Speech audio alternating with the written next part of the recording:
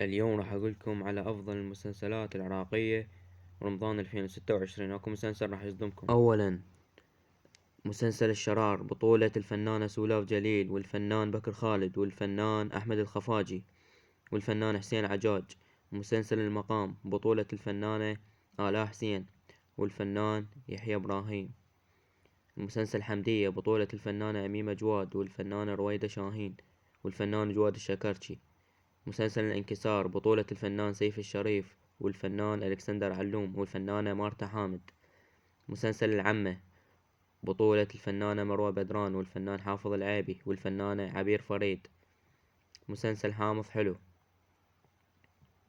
مسلسل تسعة بالحلال بطولة الفنان علاء الإبراهيمي. مسلسل بيت الطين الموسم السادس. مسلسل الخروج إلى البئر بطولة الفنان جواد الشكرشي. يا مسلسل راح تتابعون اكتبولي بالتعليقات، ولا تنسون اللايك والاشتراك.